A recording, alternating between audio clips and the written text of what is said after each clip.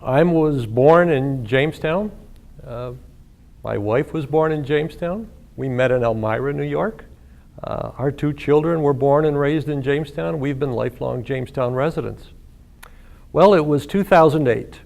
Our daughter was to be married on June 21st, but during that winter, prior to the wedding, I was having night sweats and losing weight and had headaches.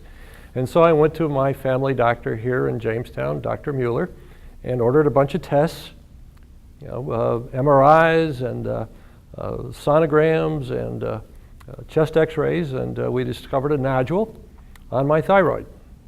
And at that point, Dr. Mueller referred me to Dr. Weinberg, who ordered biopsies. The biopsies were inconclusive, and Dr. Weinberg scheduled a surgery on March 27th of 2008, prior to my daughter's wedding, to remove the right half of my thyroid.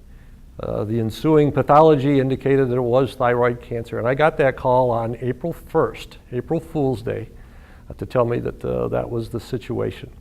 And it was tough. I was scared. I was really worried that things were going to have to get in the way of our daughter's wedding, and I was very, very hopeful that we could find a pathway to keep going and to not make that part of the event. And fortunately for me, we were able to delay the thyroid surgery for the rest of the thyroid until after the wedding, and so I was able to walk my little girl down the aisle on June 21st as planned, and to go through and see a happy family gathering and friend gathering for the wedding day. And as it turned out, that first surgery showed another problem that I did not have, or was not aware of, and that was a problem with an enlarged prostate. And so as it turned out, I had to have the prostate surgery 4 days after the wedding, but we delayed that surgery so it would not complicate anything to do with the wedding.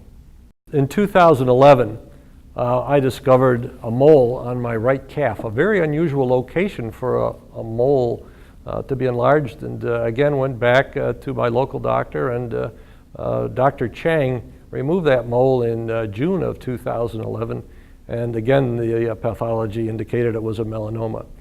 Now the melanoma was really scary. Melanoma is a bad boy when it comes to cancer and can be very capricious. The outcomes are relatively uncertain. The treatment programs are not very well effective, not greatly effective. And the indications were that I had to do follow-up surgery. So we did follow-up surgery with what's called a wide area excision on the calf, taking a lot of skin out and removing 2 sentinel lymph nodes. And in July of that year, I got the call that the sentinel lymph nodes were involved, microscopically. So when I talk about the scary part, this was the terrifying part. And I went down that rabbit hole pretty far. Hard to sleep, hard to stay focused. Tried to go to work. I was in a fog. We had to do more surgery. And as it turned out, 13 more lymph nodes were removed from my right leg and into my groin, including what's known as the Cloquet's node, the gatekeeper of the lymph system in your abdomen. I feel fine. We often have to modulate what we do because I can't get too crazy about stuff emotionally.